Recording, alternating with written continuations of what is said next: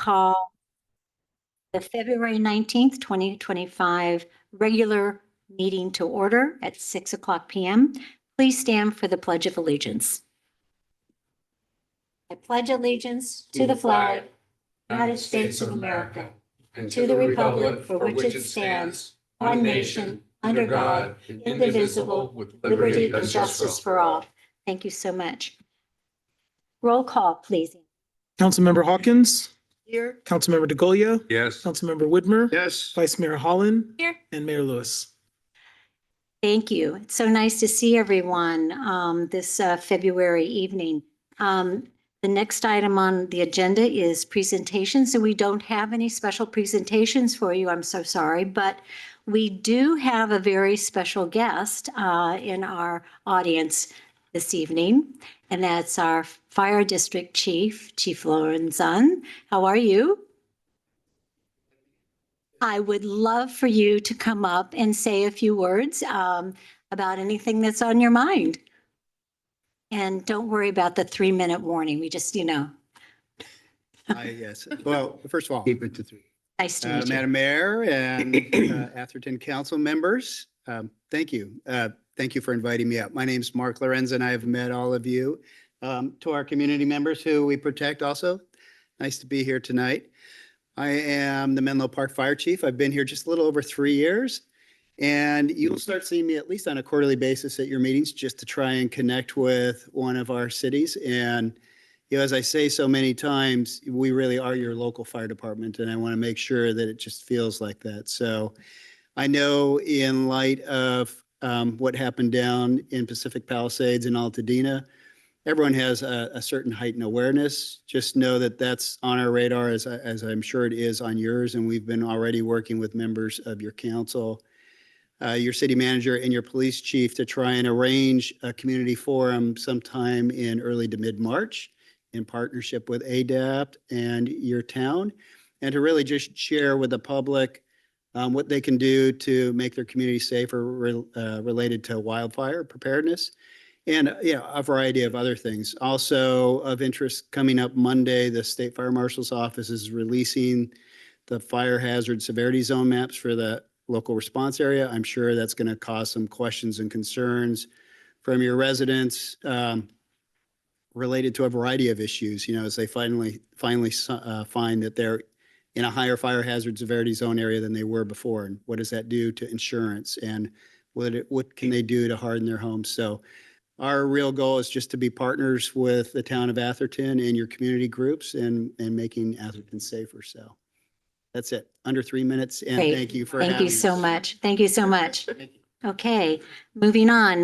Now is the time for public comments. If any member of the public wishes to speak, this portion of the meeting is reserved for that to happen. If you can speak on any matter that is not on tonight's agenda, and also that it has to be within our subject matter jurisdiction of the City Council. State law prohibits the council from acting on any items that are not listed on the agenda, except by a special action of the City Council under specified circumstances. So your time would be limited to 3 minutes, and I'll open the floor for you. Okay? Okay, and there's no one online. Okay, then we'll just move right along. Our next item is disclosure for council members of ex parte communications. Please disclose any communications you've had on any agenda item the last few weeks. Councilmember ex partes? Seeing none, let's move on. The next item is the departmental reports. And if you don't take time to read in the council packet the 30 or 40 pages of the departmental reports, you are missing out a great opportunity of learning about what's going on in our town. And our staff is constantly working to make it better for our residents. So any comments or comments from the public about the departmental reports? Okay.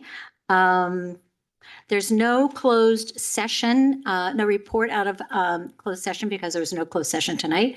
And next is our consent agenda, items 1 through 5. Items on the consent agenda are usually routine in nature and are moved and seconded in one motion. And I'd like to ask any council member if they wish to pull a consent item for discussion. I do have one, yes. I would like to discuss item 4, which is the chicken ordinance. I do think we should pass this 2016 ordinance that's in front of us, but I'd like to propose that we bring it back up at a future meeting to discuss it. And the reason being that with the recent, with all the eggs, the national shortage of eggs and the price of eggs, there's been a lot more interest in chickens, backyard chickens. And I'd like to have an opportunity in that 2016 meeting, fill the room. So I'd like to see if we could bring that back up to be discussed again in light of the changes. Any other council member have a comment on this? Any other item? Sorry.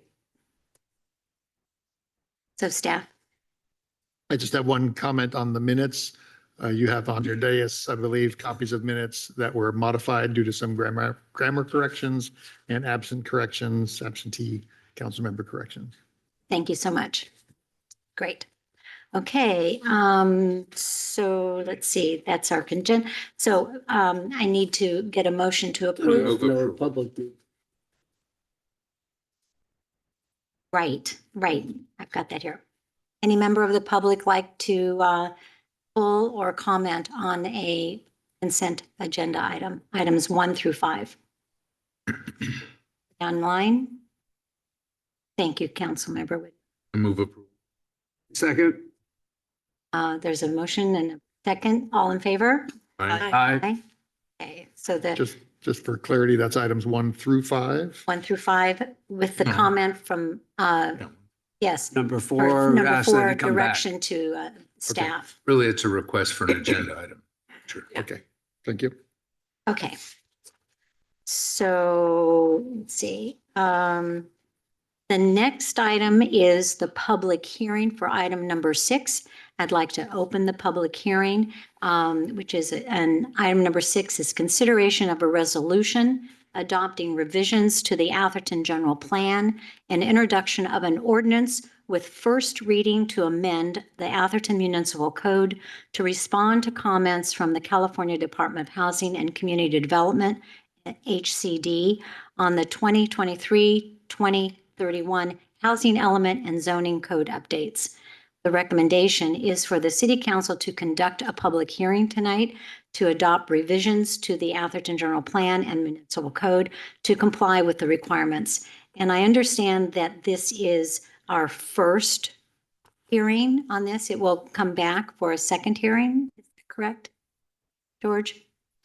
Yeah, the ordinance, this is the first reading. next month. Right, the first reading of the ordinance tonight. Okay.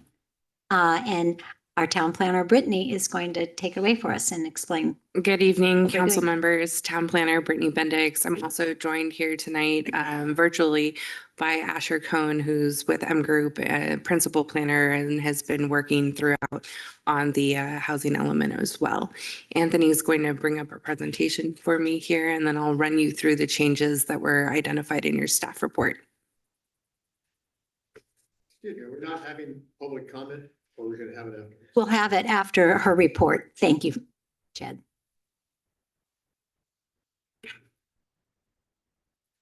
So it's a fairly brief presentation. It's really meant to go over the background of where we've been, what we're looking at, and what the changes are. Go ahead and move a couple slides forward. One more, please. So our recommendation tonight is that you would take public comment, consider the information that was included in the report, adopt a resolution that adopts changes to the housing element, and then introduce the ordinance revising the municipal code for first reading. So that way we would have the resolution adopted tonight, and then at your following meeting in March, you would have the second reading on just the ordinance. Next slide. Some background, as you'll recall, we spent the better part of the summer and fall with the Planning Commission and City Council making revisions to the housing element that was adopted in January 2023. This also included consideration of the CEQA analysis and related zoning code updates. After the council adopted the housing element and zoning code update package, we submitted that to HCD, the state's Housing and Community Development Office, in October. And in December, on December 30th, we received a letter from HCD that addressed specific items that they needed to that we needed to consider for changes in order to get certification. January, at the Planning Commission's special meeting on January 29th, they reviewed the recommendations recommended by staff for both the housing element and the municipal code. And tonight, however, after that time, we then had a follow-up meeting with HCD to make sure that those revisions are on track. And in the staff report, you'll see that we've highlighted a couple areas where HCD asked us for a bit more information. So that meeting took place on February 5th, and now the collection of changes is before the council. Next slide. So the way the changes are organized in the staff report is in table format. The column on the left indicates the topic. Moving towards the right, we have the direction provided from HCD, and then the proposed changes is recommended by staff. When we've added highlighted or italicized text here, that's to indicate anything that came up after the Planning Commission review. And then on the far right, the column is a reference to the page in the housing element, not the broader packet that I know that you receive. This is specific to the housing element updates as attachment 2, or for the zoning code, you'll see it referenced as attachment 4. So the first one was the general topic was suitability of the non-vacant sites that were under consideration for the RM 20 and 40 category. The first direction from HCD was that they wanted to see more analysis of the Menlo School and Sacred Heart School sites. So staff first expanded the description of sites, including adding site graphics to demonstrate and illustrate where the development could occur to accommodate that growth. HCD then told us in February that they wanted some additional analysis, really drilling down on the adequacy of infrastructure. So we have a comment on water and gas connection or sewer connections, and then the existing conditions were viable for development. And that's on page 92 to 94 of attachment 2. The next topic was modifying table HE 17 to include redevelopment indicators. We'd actually already identified redevelopment indicators in the housing element. This was really just pulling them into a table format that you'll see when you look at table HE 17 as additional purple, or sometimes they appear as pink columns. Ultimately, these capture redevelopment trends, and the revised text is just filling in the narrative of what these columns mean. You'll see that in one column, there's a line of NAs, just kind of identifying that the NA isn't necessarily relevant to specific trends in Atherton. So this is on page 97 to 99 and also 102 of attachment 2. So I can pause here if there's any specific questions on these, or I can keep moving forward. I have about 4 slides of this nature. Any of the council want to? Okay, we'll just take public comment. Okay, next slide, please.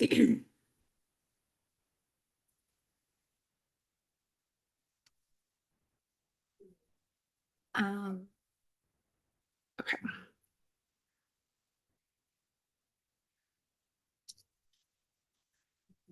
Sites. Okay. Are you finding? Okay. Maybe it just glitched through Zoom. Give us one moment. Technical difficulties with the presentation.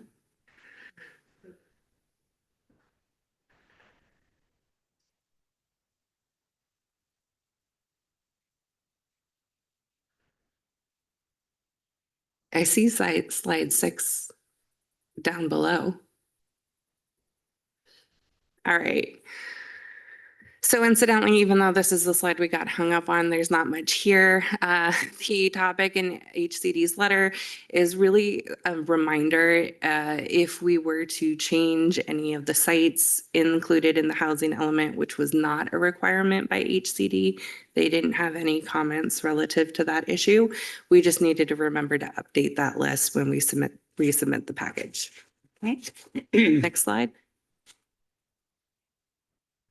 So now we're transitioning into program-specific items. And again, these focus on the RM 20 and 40 program.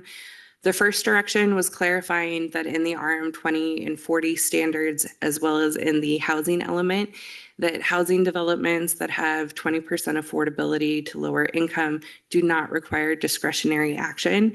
That's already in there, but what it came down to is kind of a terminology issue with HCD where they want to see specifically ministerial approval, which means approval at staff level without any discretion beyond what is explicitly the objective standards stated in the code. So that's actually the one piece that we've had to change in the zoning ordinance in attachment 4. We've also included a reference to that for added clarification in the housing element. That's on page 120 of attachment 2. The next item was providing additional context in the housing element relative to the Clovis decision and its application to Atherton, specific to both the RM 20 and RM 2040 standards. So we've done that in section 3.420. Really further, this serves to document the town's approach. RM 20 and 40, because it's part of the bucket of RENA housing that we're providing, the Regional Housing Needs Assessment, that has a minimum density of 20 dwelling units per acre as required by state law. Our other program, such as the RM 10, is not part of our RENA approach, and so therefore that's not a requirement. So that's really just being transparent about the methodology there, and that's covered on page 119 to 120 of attachment 2. Any questions? Okay, next slide. Another program-specific item was program 3.811B relative to SB 9.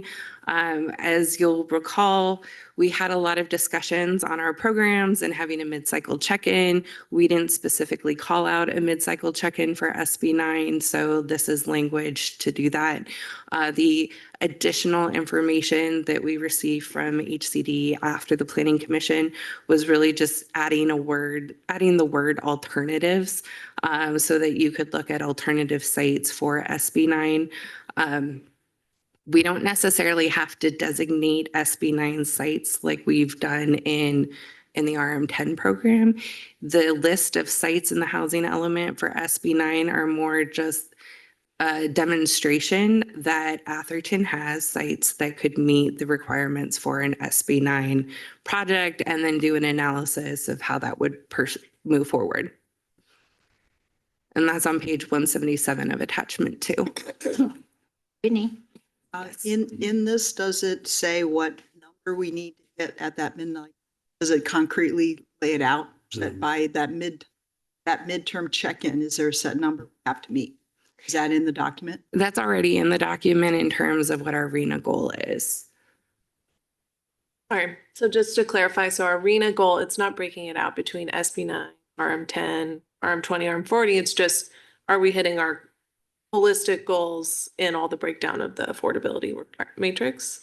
Well, actually, there is a line item specific to SB 9. I can't remember the exact number off the top of my head. I think it's relative. There'll be 40 sites, approximately 40 sites in town that go through the SB 9 process. So this is a mid-cycle check-in that looks at, are we seeing a cadence that will get us there? If not, how do we encourage or expand the program? And specifically, the language that they wanted to see was alternatives to get at the SB 9 program. And just to clarify, the 40 sites would be over the 8-year cycle Correct. period. Correct. Yeah, I thought that you would change that number to 25 in the act, but might be mistaken, but I believe that number changed. It seemed lower to me. I forgot to bring that up when we met on. Sorry. I find that, Brittany. Yeah. Asher, do you have that ready to go? I do, Brittany. Good evening, members of the council. We have the list of SB9 sites as table HE19 on page 106. There are 24 parcels and 48 units, 2 per split parcel. That's where you got the 40, Yeah. and that's where you got the 25. right. So you're Yeah. both right. Before and but- after. Okay, let's move on. Let's take the victory, both of us. Yay, there we go. I like it. Okay. And so just to make sure I'm totally clear, so if we are hitting our broad numbers and we're hitting our RM10 or ADU numbers, but we're not hitting our SB9 numbers, are we gonna have to look at? Or like when Menlo College develops and that one's doing great, like if we're hitting 3 out of the 4, are we gonna have to relook at SB9 and look at other sites? Or are we like, is it more of a global look for this mid-cycle? Likely because we're not, for SB9, we're not relying on it for lower income units. Okay. Right? All the SB9 units are market rate, as we're estimating in the RENA table. So it does kind of change the implications of having to relook at it. It's not necessarily about having a more robust SB9 program. It's more about fostering market rate development in town for single family homes. Got it. Good questions. Okay, next slide, please.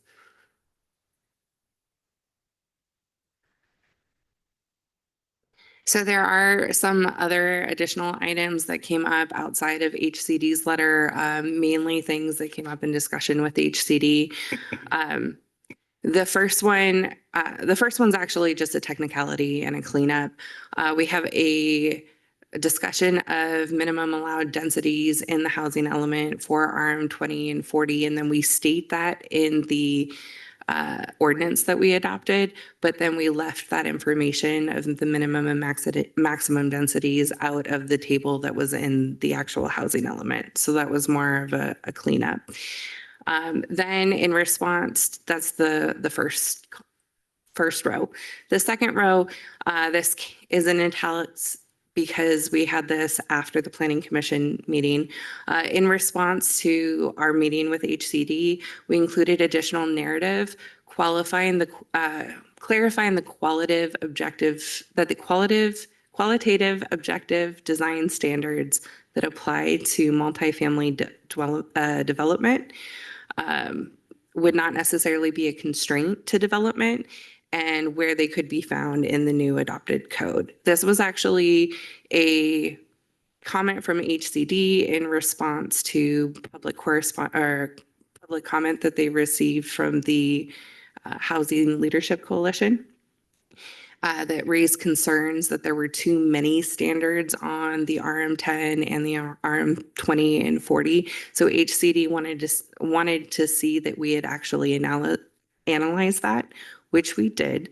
So we're putting that clarification in the text.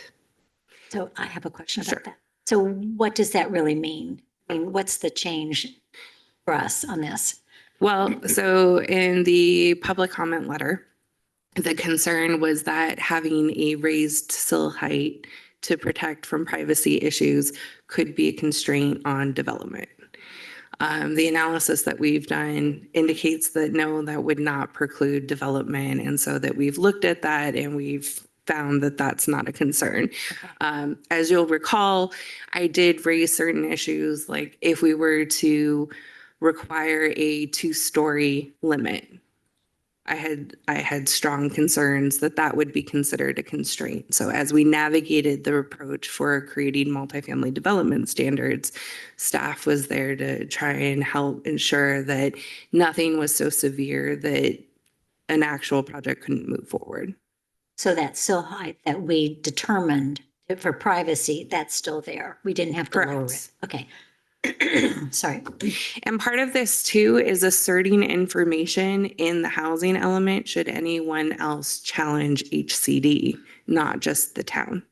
So some of the requests here are to help HCD defend itself if it is going to certify the town. The next row is revising program 3.812A to include a conservation objective of 8 units for extremely low income households. And this would be done through our ADU program. This is something that we added at the suggestion of HCD, who looked at our APR and our annual progress report that we submitted last year, and is aware of the rental inquiries that we've been doing through our ADU program to document lower income units. And they basically acknowledge, hey, you've already met this. You should put it in your housing element so you can document it and assert that you are providing incomes at this level. So that's why we've added that in as a program. It's reasonable. Sounds good. Thank you, Steve. Next slide.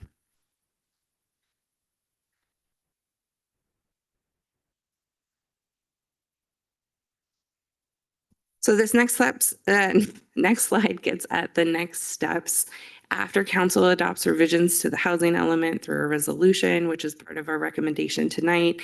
We'll immediately submit those changes to HCD so that can get them started on the review. And if there's any sort of lingering issues, we can get feedback sooner than later. And then in March, you would look at the second reading of the municipal code, assuming that you get through the first reading tonight. That's it. So now I'll open it up to public comments. Public comments on Brittany's report.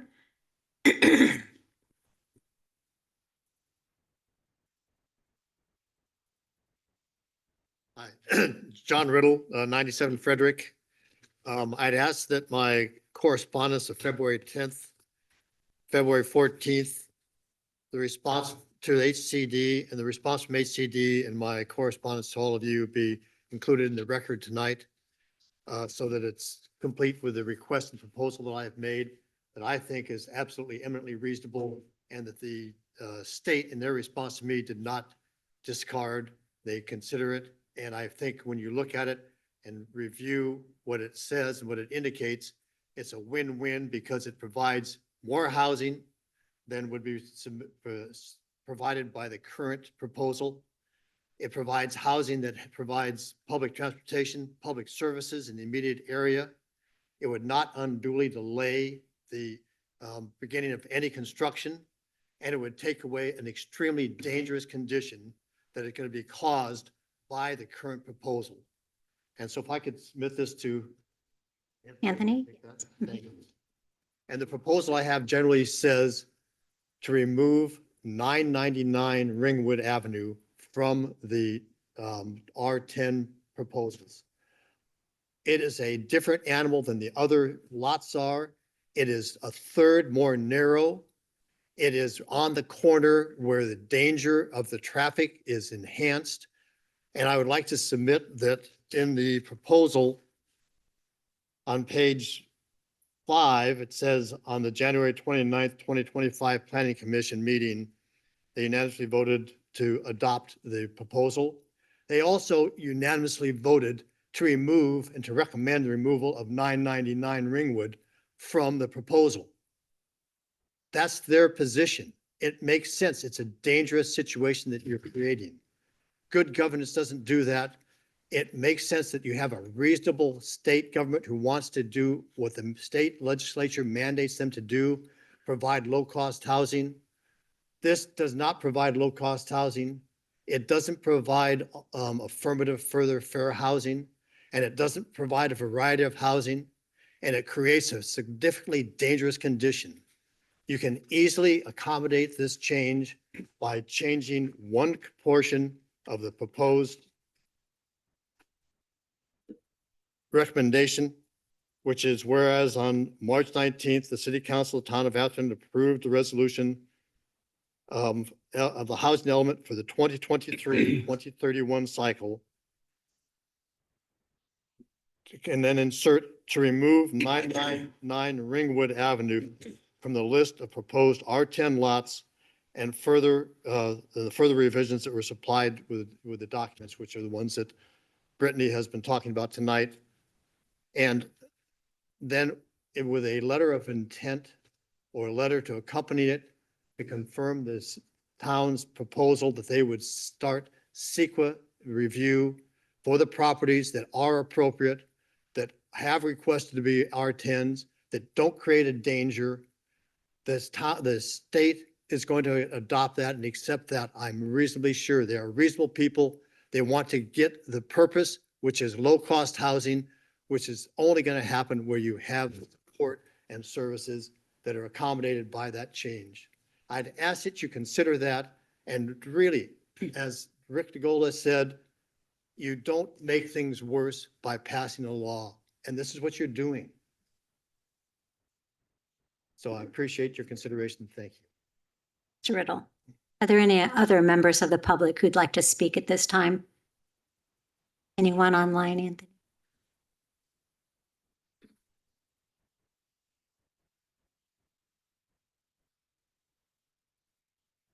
Paul's iPad, you have the floor.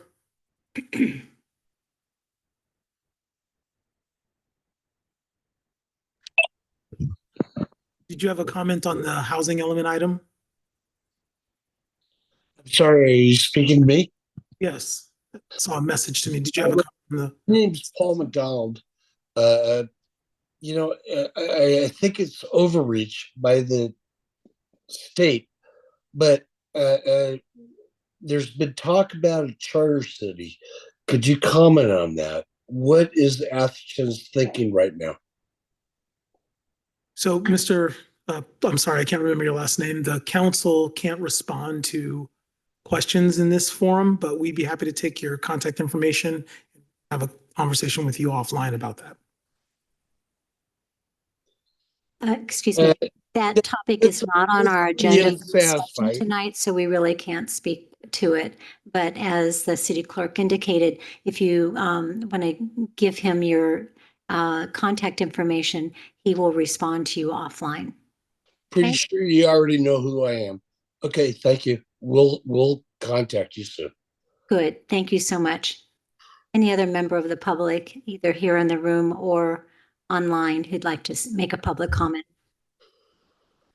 Okay, I'll bring it back to council for questions. No questions? How about a comment? Oh, you have a question? Sure, yes. So you met with HGC and you went over all of this, so they've already seen it. Yes, And so are we relatively confident that with all these changes, this will be passed? yes, So there were none that were still kind of iffy that they were deciding. They were like, good. no. Okay.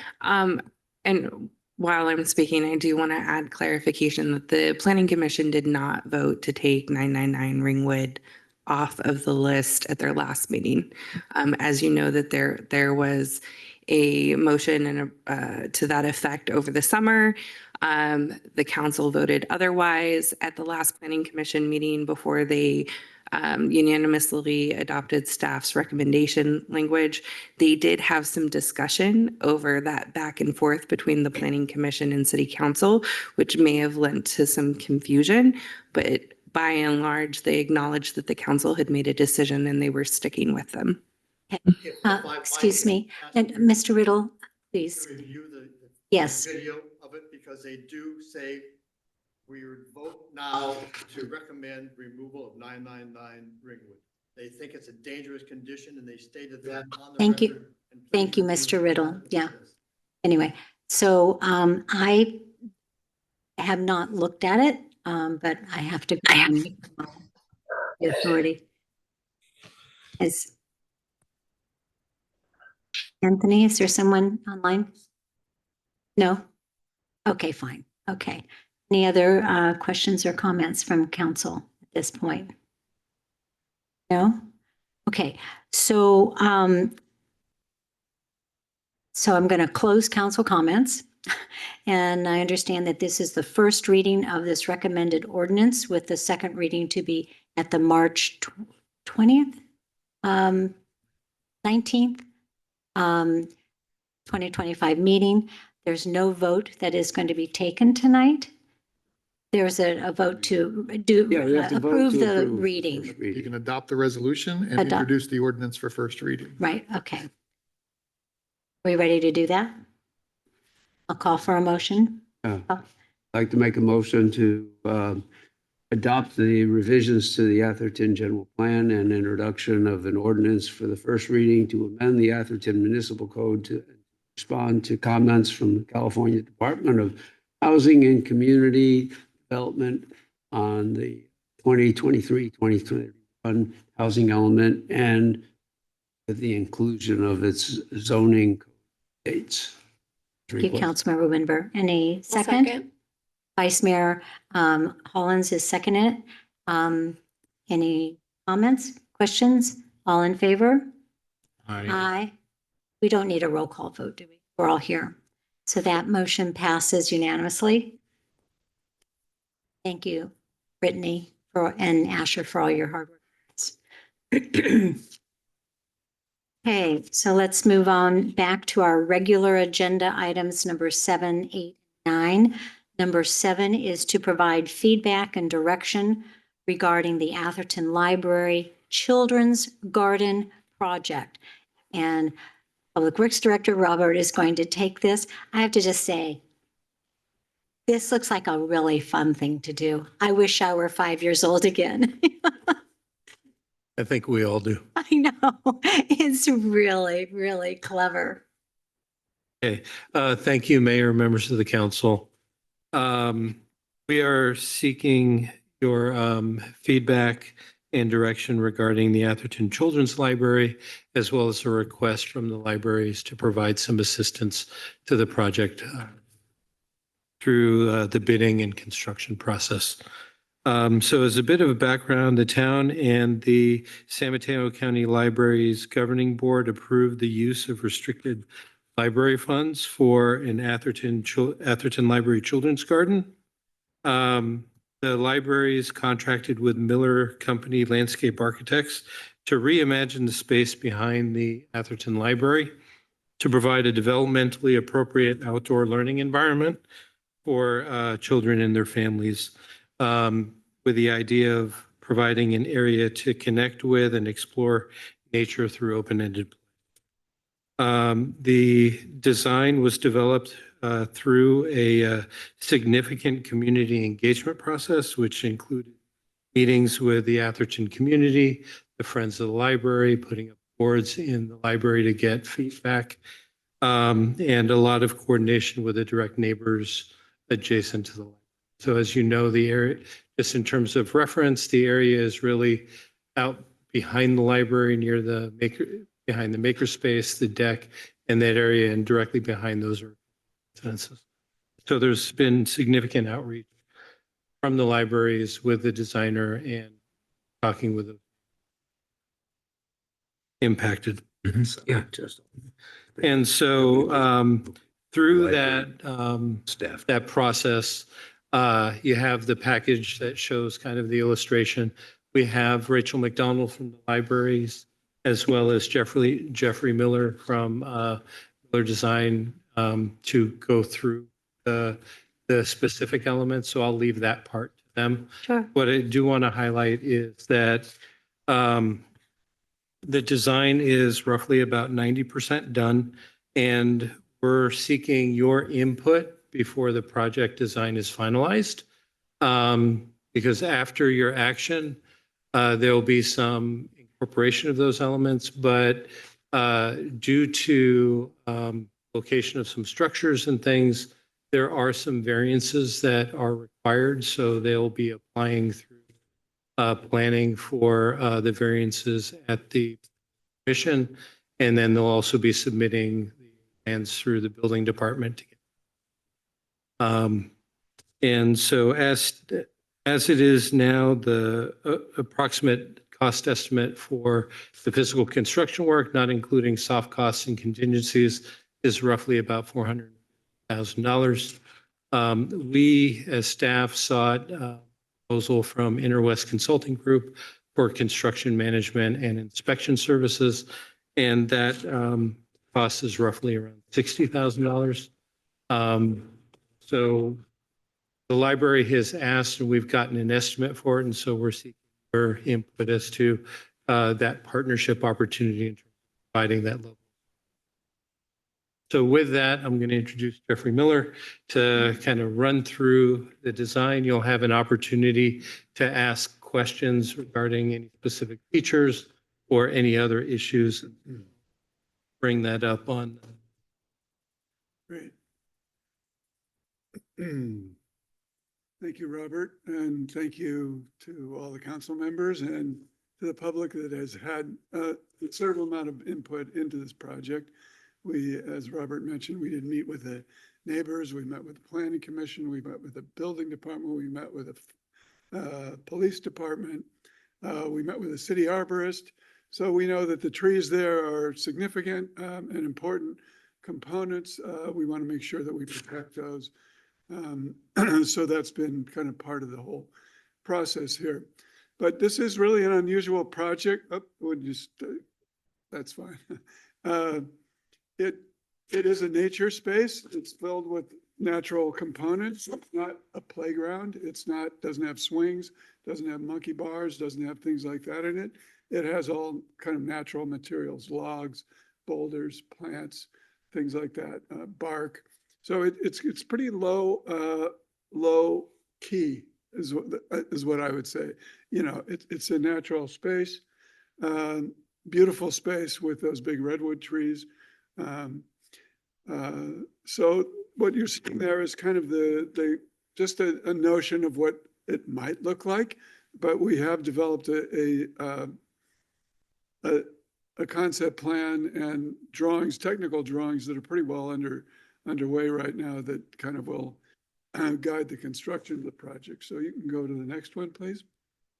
So you can see it is the area behind the library. It does extend all the way over to the left to where the fence is that enters the area, and to the right to the end of the staff office area.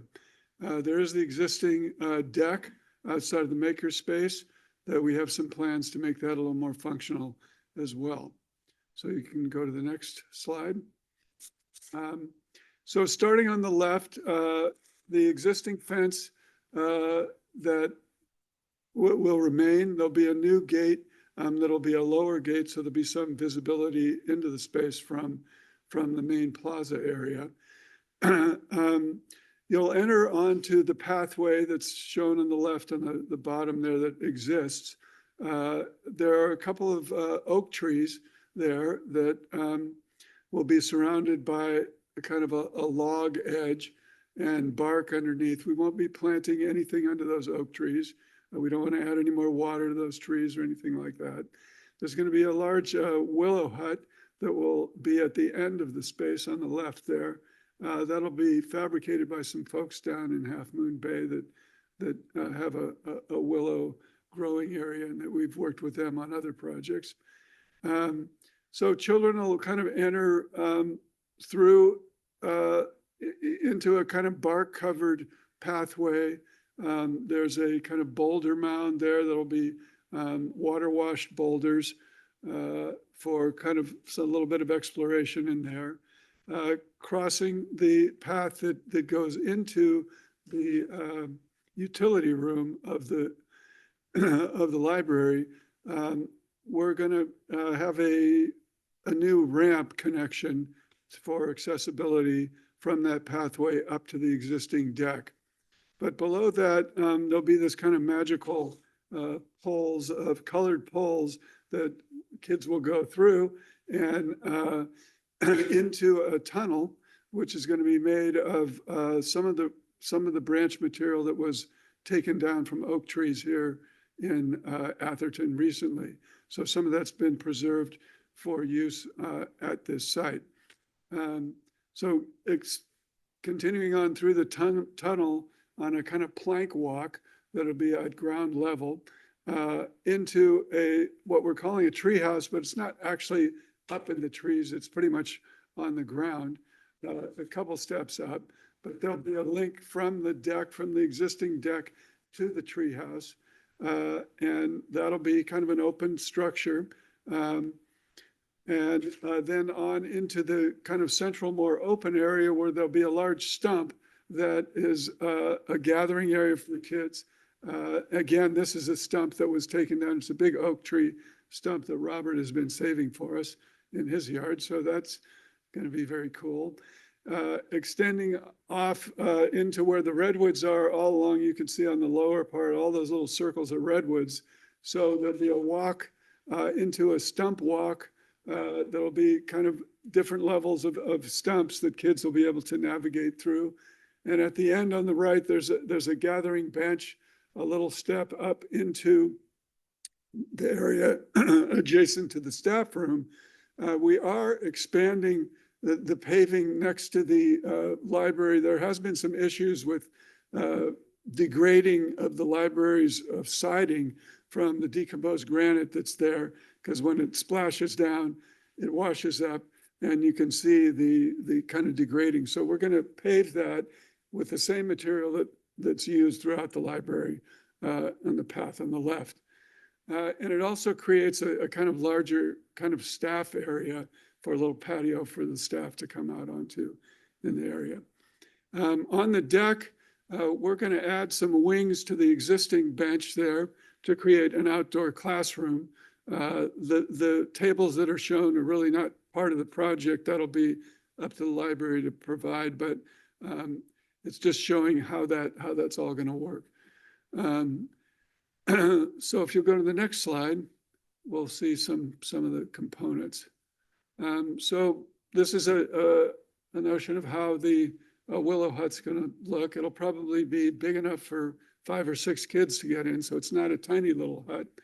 And then the tree house will be something along this character. It'll have a cedar shingle roof, and it'll have some openings on the sides for visibility through. The next slide. The boulder mound is going to be kind of water washed boulders.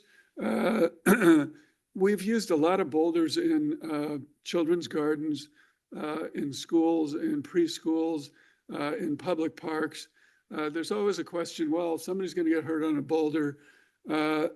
After 45 years of doing this, I've never had anybody hurt on a boulder, actually, but it could happen. Kid could fall out of bed and get hurt too. So things do happen. But this again is a notion of what natural materials, being in touch with nature, being in touch with things that are real. These are not plastic. These are not, metal. This is real stuff. So that's the notion of a space like this. Next slide. The tunnel is going to be, this was the original vision of the tunnel. We've now are going to use some of this branch material that has been recycled from the arborists' work here in the town. So, but it is the notion that you'll go through a tunnel. It's probably going to be a little more open than this, and that's going to be a kind of cool element. And then underneath the tunnel, there'll be planks of redwood that you kind of ramble through. And to the side of that, if you go to the next slide,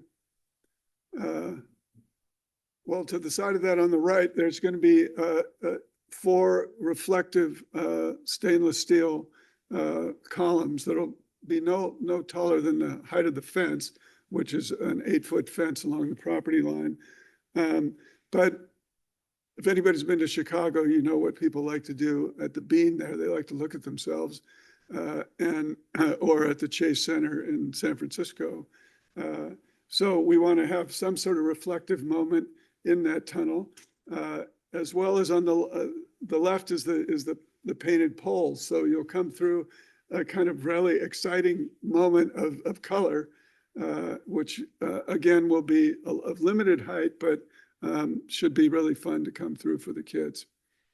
The next slide, please. So these are pictures of, you can see in the middle is kind of the plank walk, the stump walk on the left, and then this is the big stump that's going to be in the middle. So this is at a school, somewhere in America. But it was nice to see this, because this is kind of what the vision is of this stump that we have. So you'll see in one of the slides what the stump looks like. So you'll go to the next one, please.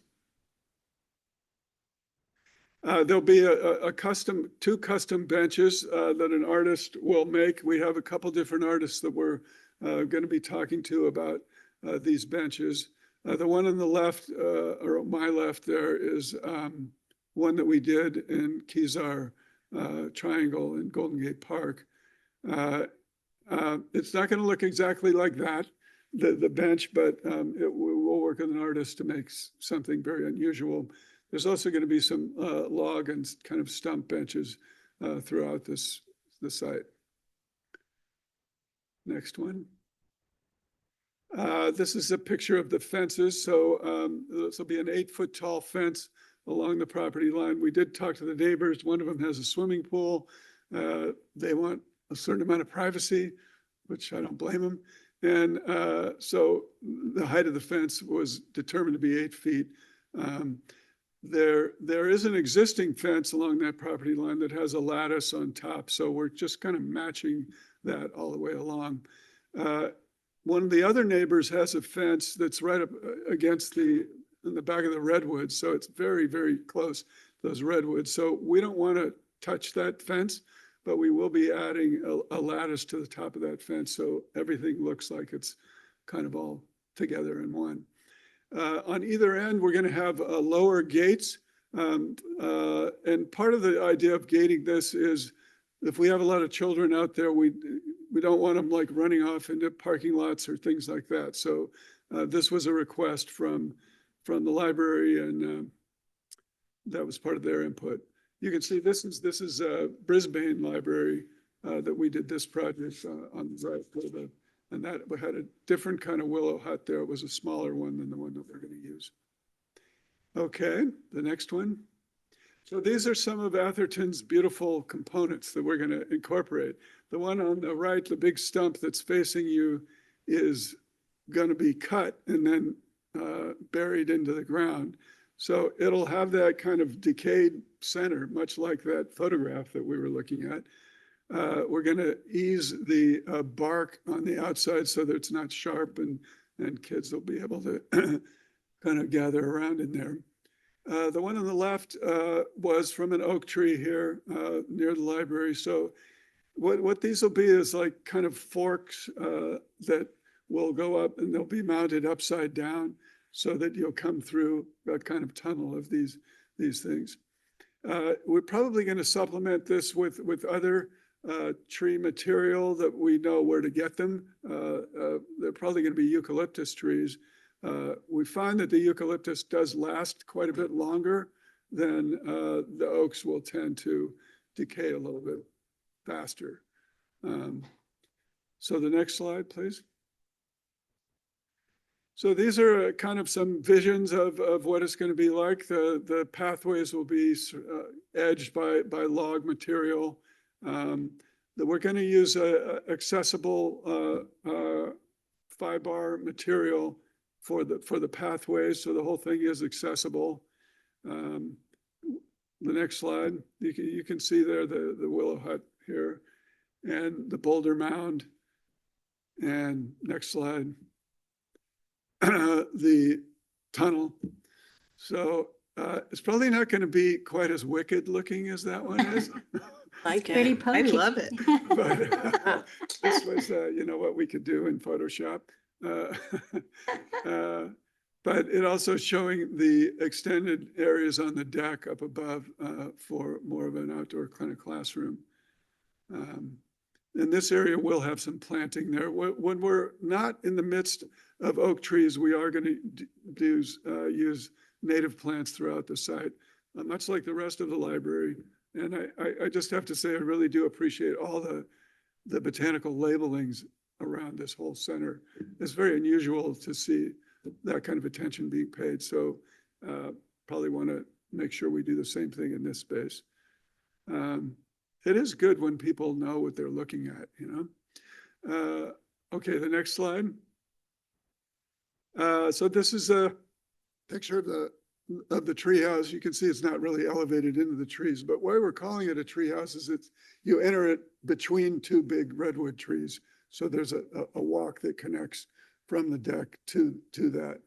And then you can see the stump and some benches around it. Okay, I don't know if that might be the last one. Okay, so that's kind of our plan. We have had a lot of input, and any other input we can incorporate as well, but thanks for listening to Okay. this. Yeah. Thank you for your presentation. It's Sure. really colorful and very innovative. Bring it back. Well, before I bring it to council, I could ask the public if they have any questions or comments on this. Christine, yes. Thank you, Madam Mayor and Council. I have to be fun and sarcastic about this. These Twirly Pops are going to absolutely love this place. You know, they will. I'm just so profoundly honored that this artist is doing this in such a professional way. So anyway, thanks for the Twirly Pops. Yeah. Okay. Anyone else? Ken, come on up. Ken Frederick and Lindenwood, just a couple quick questions. Explain to me again the economics. Who pays for what? How much is paid for by the library? And how much is the town in for it? So actually, you can make comments. We're not going to have No, I a understand, dialogue. Yeah. but I'm asking, Yes. I'd like to get a response to that sometime. The other thing is I'm trying to figure out what's the number of children we can have at one time in it? What's the capacity? And what's the age range we expect? So how many do we expect there? What age range do we expect? And if I were a senior, would I be thrown out if I went there? That's kind of the next question. Probably. I'll be thrown out anyway. Yes. Thanks. Anyway. It's you, maybe. You're just a fun kind of guy though, Ken. I gotta tell you. Throw me out. We'll be in front Oh of my the gosh. mirrors. Any other member of the public like to make a comment? Yes. I wanted to find out where the information is that says that we need 2 playgrounds for children that we don't have in Atherton actually, but we are rebuilding and spending a lot of money on the current playground. And now we're going to build this playground. And I just wondered, where could I find the information that says we need to do this?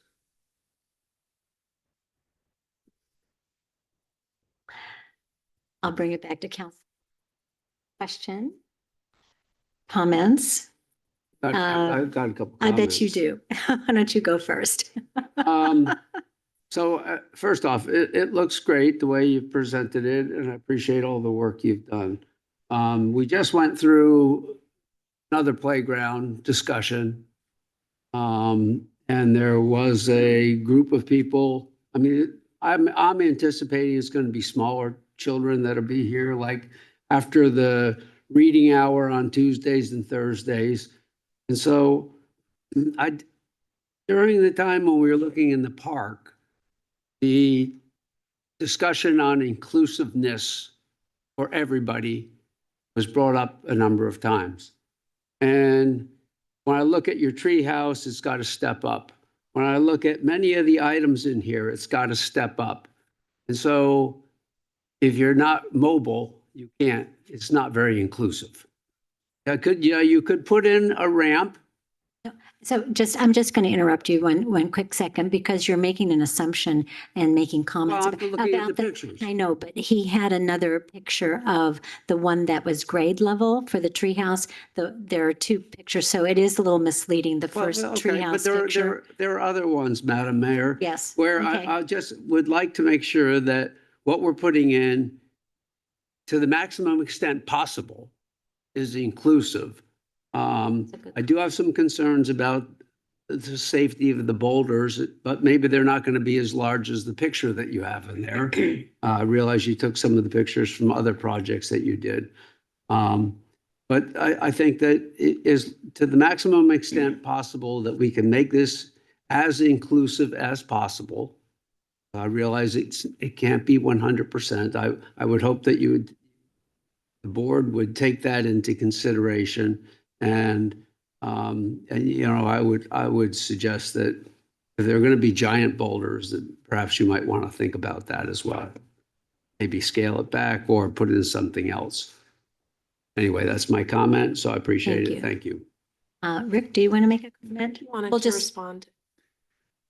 Oh, sure. Yeah. Yes. Actually, this place will be fully accessible.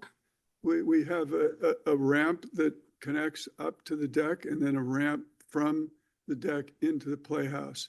So we've developed a diagram that will show the whole accessible route throughout the whole space. So it should meet all of the kind of ADA requirements and accessibility issues. You know, the surfacing on it will be an accessible surface. So we certainly are aware of wanting to make this thing fully accessible for anybody that has any issues with getting anywhere. There are some steps, but that's not the only access into the space. So I think we've kind of addressed that issue. I think the boulders, you know, maybe a little overblown in the image that we sent. We don't really have a lot of room. This is a pretty narrow space. Yeah, it is. And also, I think one comment that somebody in the public made about this being a playground, it's really not a playground. This is a nature garden. This is an exploration. This is a place full of fantasy. This is not full of play equipment, anything like that. It's probably nothing like your other playground that you're developing, I assume. And Oh, I get it. Don't take my words, but I just, so even more so, everybody is going to want to go through it. Yeah. That's why I bring up the accessibility issue. yeah. Thank you, Okay. Councilmember All right. Whitmer. Let's let another council member have a comment. Some questions. You want to go Still do first? questions? Okay. Okay, I have a couple of questions. First, I absolutely love it. I love the boulders. They're at the zoo. They're everywhere. So this is not, this is something that's usable. But the building the treehouse building, is Yeah. there seating inside of that? Yes, there'll be a bench. In, So you can go and sit in there? Yeah. And then I was thrilled when you said you were going to do labeling of plants and stuff. Is there an actual garden in this garden that you could plant and have planting classes? Well, there's not there's not a garden kind of thing. The native plants you can see in the diagram, they're pretty much all against the building because we have all the trees along the side. We don't want to plant under the redwoods and we don't want to plant under the oaks. So the only places that we can really plant there are adjacent to the building. And, but there's not a garden like and part of it is this is a very shady place. We got huge redwoods there. This wouldn't be a good place to try to grow a garden like that. Yeah. I have some questions and some comments. I have a 4-year-old, just for some context. So my first comment is I love the whole design is amazing. I think it's great. I think Bill's comment about making sure everything is accessible is a good one. And I just want to make sure, because I hate tan bark and playgrounds with like a deep passion, that this bark that you have on the pathway, it's different from playground tan bark. It's more compact, so a wheelchair could go over it if they needed to. This is what 5R is. It's an accessible surface. Yeah. Okay, and then the tunnel that has the walk, is that something a wheelchair could get? Someone with It'll be at ground level, so I think a wheelchair could get through there. Yeah. Yeah, there's like width and height. Yeah. I'm sure someone more expertise would know that. And then I have a request for the gardening. We try and prioritize, I know you're saying native plants, which is amazing. Something that's like butterfly or hummingbird appealing type plants. I think this seems so magical, and having butterflies and hummingbirds cruising around through there would just like be a great addition, I think. Yeah, certainly. One thing that boulders themselves will attract butterflies. And that's going to be, none of this is going to be very hot. There's not a hot spot here. It's a cool Shady. area. But if anything will warm up, it's going to be the boulders. How quickly can you get this done? Like next summer? So I think we kind of gone through an idea of how we think we can do it. Assuming we can get approval soon from you to move forward, we'll go in for building permit and for the variance. That we did talk with the planning department and the building department, and they've kind of given us the avenue to how to go through all that. So what we're assuming is then we'll go out to bid. The bids will maybe be done by the end of June, maybe July, then they would start. And we think it's about a 3-month process to construct this. So by the end of the year, we think we should have this in place. Don't sit down just right yet. We have more comments and questions. Okay. Mr. Goodall, Goya, your turn. Okay, well, I think it's a great design. I've followed it from the beginning, and I think that it will be very attractive and create fantasy and a lot of imagination, which is great. In terms of who will use this, it's really, really different from the park. And every Tuesday, we have a children's session that'll attract up to 200 kids in the library. And in the summer, after that session, those kids all go outside and they don't have anywhere particular to go. So they go around the Civic Center, they run around the ramp where the cafe is. This is going to give them a place to go. So they'll be able to be organized and their parents can sit on the benches. I think it's exactly the right thing. And if you followed what the library had done in the past, when we had the kids sessions in the past before this area, before we built the new library, the kids went in exactly this area and they didn't really have an easy way to get there. So this is making it so that they can get to it through one of 3 ways. They can get to it from the front, they can get to it from the back, or they can get to it from the makerspace from inside the library. And it will be used and there will absolutely be demand for it. There's no question, because the kids are here.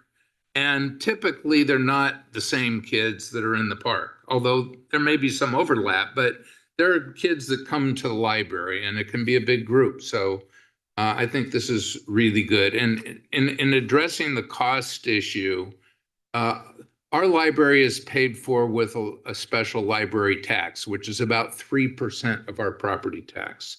And those funds go into a dedicated account. And to the extent that there are more taxes from our jurisdiction, Atherton, than there are costs to manage our library, including an administrative overhead to support the library administration, the excess goes into a fund. And before that excess goes into the fund, it can be used for any Atherton library purposes. And we've had a very hard time identifying issues to use those funds for. And to the extent that we don't have a issue that's a library issue that we want to use those funds for, the funds get split, with 50% going to the library for its general operations and 50% going into a trust fund to be held for the future. Right now, we don't have any money in that trust fund because we've used all that money to build the library. And in fact, the library administration lent us several $1 million because we didn't have enough in our account to pay for the library. But this June, we will have totally paid that off, and we'll be at the point where any excess tax dollars that aren't used for operation of the library will get split with the library. And that aggregate amount is about $1.5 million a year. So that money is going to go to this. About $500,000 of it will be used for this.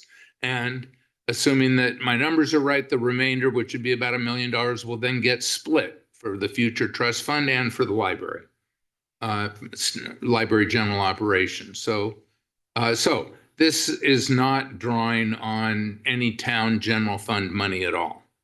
And I think it's a great thing to do. It's a real improvement. And I think your design is excellent. Thank you.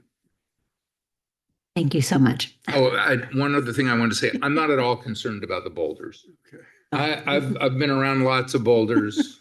Colorado type boulders. And I I think have Colorado type played boulders. at many different times in my In your life on head, so boulders. it's still okay, right? And I'm not worried about the kids being hurt on them. They typically get very careful around them because they're worried about them. And if it is not a sunny area, so I'm not worried about the heat.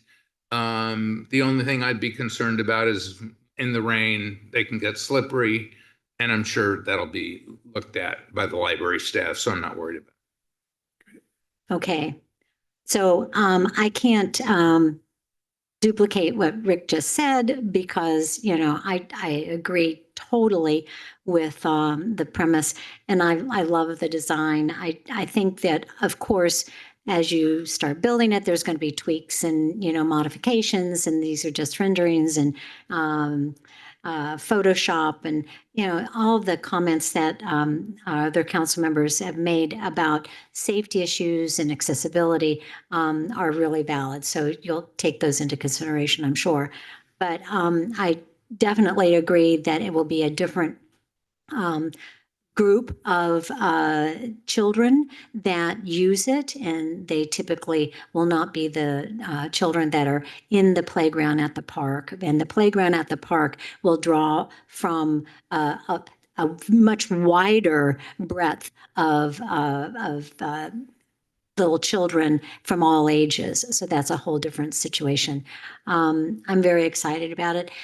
In the design of the library, it has always been the library's goal to, I'm going to say, recreate the children's garden and play area from what it had been. But this obviously takes it to another level. So I'm just excited to see this coming together.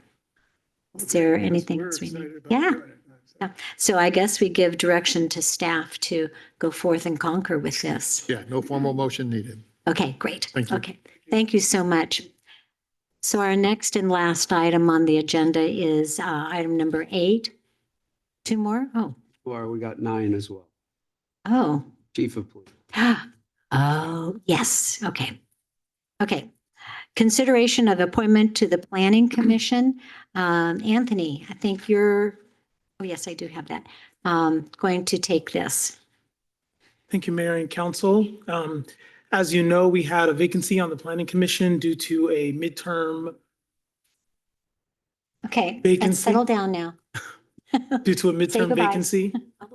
Staff advertised through the Almanac, digital, print edition, post on social media. We obviously posted throughout the town center, rely heavily on word of mouth from current committee members and council members, obviously, to recruit. At this point, we received 1 applicant from Mr. Jerry Lugers, who I believe is in attendance to speak to his Right over there. application and his interest. As you know, Mr. Lugers has experience working with towns and commissions. And at this stage, he's the only applicant that we've had to appoint. As you know, council is able to make the appointment or direct staff to continue recruiting at any time you'd like. We also are currently recruiting for our annual recruitment for vacancies that will be upcoming for June term expirations. And so we can consider that at that time. It seems like we typically fill our vacancies in that June timeframe. We often do. Again, we have appointments that happen or vacancies that happen due to resignations, like in this case, but every year we have, most of the committees have 1 or 2 vacancies due to term expirations. In some cases, the applicants can't reapply because they've termed out. And in others, we reach out to them to see if they're interested, and often they, agree to continue to serve. So But you do correct me appoint- if I'm You do wrong. appoint midterm as well. I was just going to ask that if you're termed out and there's no other applicants and the person who's termed out wants to reapply, can we Yes, budge with that? yes, you Okay. can. All right. I think there's a planning commissioner chair that we've done that with a Yes. few years. The Transportation Committee. And for And Finance the Committee as Transportation well. Committee too. We're at the Okay. term limits. All right. Okay. So let me open it up to the public for any comments. And if Mr. Lugers wants to address the council? No? But don't look like you're getting up. I mean, I'm just going to wait until you walk up if you do. Okay. Bring it back to council for any questions or comments about this. No, I know Jerry from Transportation Committee.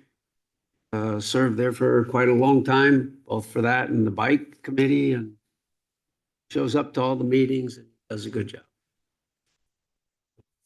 Anybody else? Go ahead, Stacy. Jerry, are you ready for this? There's a housing element that's still hopefully It'll be almost done next done. month. Hopefully almost done. Hey, okay. It's out of the planning commission's hands now. We have an inclusionary zoning or, I mean, there's a lot of shenanigans up ahead of here. Ready? Okay. Nope. So I guess the questions are, do we want to appoint at this date and time, or do we want to wait until June when there possibly maybe other applicants, and we will have more planning commissioners possibly retiring or terming out. So there would be, So on the planning commission, just a second. Yes, on I the planning commission. Let's see. think Mr. Polito's term is up. But he's probably gonna go. Yeah, that's the only term that's up. Yeah, that's the He's, only, okay, so there would be another vacancy on the planning commission, right? But that is Mr. Polito's first term, so he can be reappointed if he chooses to reapply. that's correct. Okay, yes, okay. I mean, that's just a consideration I'm throwing out. You have an opinion? No, Appoint him. I just would like to know, I know there was some questions for a planning commission at one time. When there's been questions, is everybody going to show up or are we going to have a quorum? Hmm, I guess of the 4 that are still there, is their attendance regular now for the most part? Yes. So there's not a need for an extra person at this point in time. oh, He you wouldn't be mean extra, he'd be the fifth a member. fifth person person. to, yeah, fifth, yeah, not an extra one, yeah. Mhm.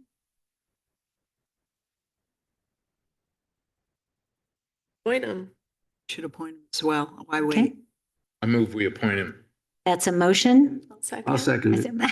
Well, wait a I'll minute. second it. I think Stacy seconded it. so Okay, fine. We've got a I motion withdraw and my a second. But I'm going to ask for your vote. All in favor, say Aye. aye. Okay. Jerry? Make sure you show up to all the meetings. Yeah. And so will you stay on transportation too? Have to, we have quorum issues on that. Absolutely. Can be on 2. Okay, good. Okay. All right. So we do have one more item, and it has to do with our chief of police, installation of a no left turn sign on Encinal. I will try to keep my comments under 45 minutes, so I'll be brief. You know, we love to hear you speak. Just tell stories. We love I'll be it. brief, and then I'm the happy to puppy. take your questions. So Encinal Elementary, much like every elementary everywhere, parents bring their kids to school. Encinal is a little bit unique in that it's so close to Middlefield. There is congestion related to student drop-off and pickup, and the Encinal, if you've been to the school, the Encinal pickup and drop-off area is pretty small. That leads itself to congestion on Encinal Avenue. Good. So the last few years, we worked with the school, they're great to work with, to try to improve traffic movement to reduce the congestion. They've got it down to like an orchestrated dance where during pickup, there's even a placard in the parent's car with the student's name to get it Ah. going. It's not so much the drop off that is the problem, because you're just dropping, the kid runs and they're going and they're going and they're going.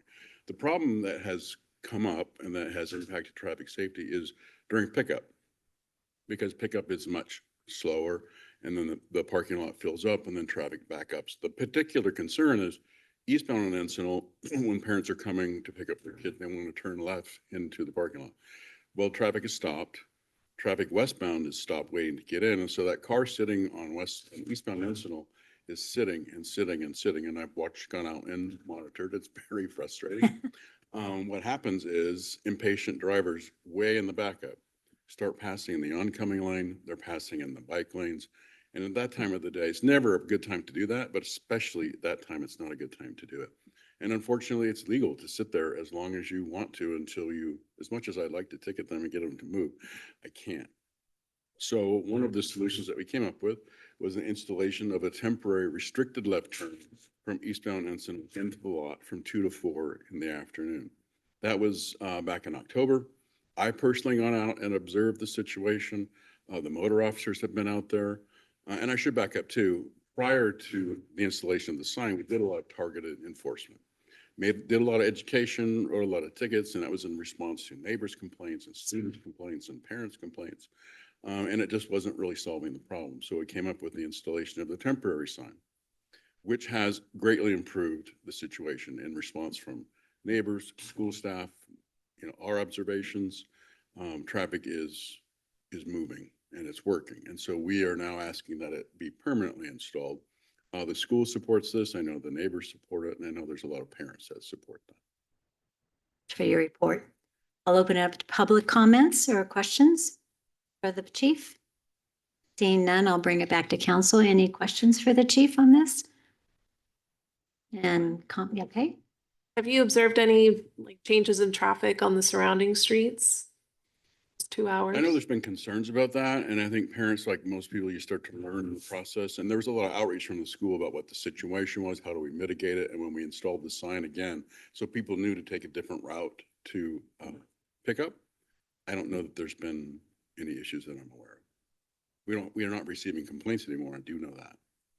so I would assume, we haven't really studied it, but that if they're taking a different route to get in line for pickup, which would then be going westbound on Encinal, since you can't turn left from going eastbound, what's going to queue up and can be congested is Middlefield Road to take a left turn onto Encinal. And isn't there a stoplight there? There is. There hasn't seemed to be an issue just because from the pickup, I mean, it is moving, and we don't have that eastbound traffic now also flooding in the parking lot as well. You've observed it more than I have, I'm sure. I think this is a good idea. How about you guys? Mr. Widmer? Yeah, I've got a comment. Oh, yeah, you live on Glenwood. I think you should do, and that's recuse where the yourself, traffic goes. actually. That's where the traffic goes, but going from 2 to 4 in the afternoon, I have not seen a major problem. If it gets extended to the morning, I do see a major problem. Glenwood is very congested in the morning. Oh, yeah. But 2 to 4, I don't see a problem. I support it. I think that, I know you said that Encinal School did everything possible. Well, we did try to help them long before you were here to redesign how they were doing their They did layouts. redesign it. No, that's They used worse to go than in it on is. Middlefield. I know, they blocked off Middlefield, and that It's a way that terrible they have that design. long The thing whole is school terrible. is a terrible design. And we did have Public Works that goes before you also, Robert, but tried to help them, and they said, hey, we're out of your jurisdiction. So, which is true. Right. But anyway, but I do think the 2 to 4 is a good idea. I've been trying to, because you can't get out of Glenwood, onto Middlefield very easily. We're That's gonna where put a you stop have sign stuff. there, a stoplight there. Maybe, maybe not. But regardless, I do think that the plan is right, and I don't see backup on Middlefield, by the way, with this thing. So I applaud you guys taking the initiative to do this, and I think it's working out so far. During your little test, worked out pretty well. Yeah, it's a small thing, but it's an important. Good. Thank Okay, thank Is that all? We don't need a motion? We do. I'll make the motion to approve the no left turn sign on Encinal Avenue for the 2-hour period between 2 and 4 on school days. Second it. And just to confirm, there's no public comment on this, correct? Oh, well, There was none online. I did. She asked for it, nobody raised their hand. Got a blank face is out there. Anyway, all those in favor? Aye. Aye. Motion passes. Thank you very much. So then we are, we have more. Our next item on the agenda is council reports or comments. And this would be a report out and a receive only item with no discussion because in this part of the agenda, it's not an agendized item, so Brown Act rule applies. But I know that Councilmember Hawkins Manwillian has a report about disaster preparedness. So Diana, you have the floor. Okay. I serve on both the Menlo Park Fire Protection District and the San Mateo Emergency Services Council. So I'm reporting out on those two. Tonight, I want to just give a big picture of a lot of the activities that's been going on. And I think it raises questions that the council should address, whether we distribute it via a report or have a session on it. Following the recent extreme fire event that happened in LA, there's been a flurry of events and meetings on educating and preparing the public for wildfire, promoting fire home hardening, securing our county emergency response systems, some new regulations coming on the state level, and a new fire map from CAL FIRE. From all of these, what flows out is that Atherton should re-examine a number of our things. One, we should re-examine the Atherton tree and canopy management policies, address some of the conflicts that are going to come up, for example, the ADU ordinance and the upcoming Zone 0 rules are directly contrary to each other. We should discuss how the city can best educate the public on emergency preparedness and fire hardening, and examine the city's relationship with and the role of ADAP and CERT. I've attended a number of meetings by our local, county, and state agencies, as well as academic groups. The first meeting immediately after the fire was an expert panel hosted by UCLA, which provided insights on the causes, impact, and aftermath of the LA fires. January 21st, the San Mateo Emergency Service Council held a strategic planning listening session, which resulted in a report titled DEM Target Gap Analysis, Overview Building a More Resilient Emergency Management System Together. Third, Atherton held a fire hardening session. The residents present at that event all requested that the city hold a bigger session for the entire community. ADAP is planning to participate with the city and fire on a community education event and outreach at Earth Day. Number 4, the Menlo Fire Department had its first emergency prep subcommittee of the year to discuss district community risk reduction policy with the goal of community preparedness. Last night, Senator Becker held a session discussing statewide hardening efforts, organizations, and resources that are available to the communities and residents. And they discussed a number of new laws that are coming to effect later this year, such as the Zone 0 ordered by Gavin Newsom, which builds on an Assembly Bill 3074 ember-resistant zone mandate that was created in 2020. With Gavin's new order, it may now bring that one to be enforced. CAL FIRE will issue a new fire map on February 24th for our area, which may impact what zone we're in and may impact whether or not we're going to be subject to some of the rules that are coming down. The last thing that happened is a proposal was submitted to DEM to conduct an update of the 2008 Institute of Local Governments document titled Emergency Preparedness in the Neighborhood. The report would involve meeting with all San Mateo County volunteer emergency preparedness organizations to review the state and to create a best practices document. Each one of these has a report out. They're all very long. So I wanted to just make you aware of what's going on, but I think we need to think as a council of how we want to address this. Do we want to write a report? Do we want to meet on it? Because it brings up a lot of policy issues for us. Thank you, Diana. That was a really good report, and you've been very, very busy. I think that what we need to do is direct staff to look at our future agendas in the close near term and open it up, put it on the next available agenda to have a full council discussion about it, and then figure out what would be the next steps. So that's my recommendation to city manager. So or a request? You can do a request. We can't discuss it. Right. We have this, if this new fire map is coming out on February 24th. Will we get it? Will we get it? How will we get it?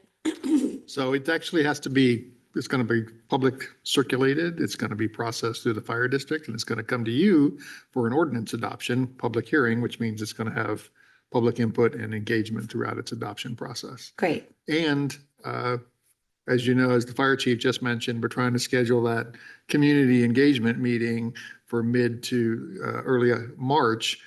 That'll be after the map's already out and probably out for circulation. So that'll be a topic of conversation with the community at that time as well. Great. It's a timely report. Thank you very much. And if I could just follow up, any of the ordinance changes, there's ordinance changes on the horizon for the council's conversation, which is going to matriculate up to the planning commission. Some of that's related to the updates or modifications to the heritage tree ordinance that the council's been talking about. That's on the planning commission's radar with regard to eucalyptus trees and tree canopy. They'll be talking about that, and that'll matriculate its way up to the city council sometime this year. Thank you. So I have just an announcement, and it's not new news because everybody received it from PVI, Peninsula Volunteers. But March is their annual Meals on Wheels. It's going to be their 47th March for Meals Community Champion Breakfast, and council members and mayors are invited to come and go out and deliver Meals on Wheels. And if you haven't done it, it's a wonderful, this is for the council, it's a wonderful thing to do. Diane and I did it last year, and it was really, I've done it before. So that's all I have. Anybody else have any council comments, reports, council reports? Oh, motion to adjourn? Second. All right. All right, okay. Wow.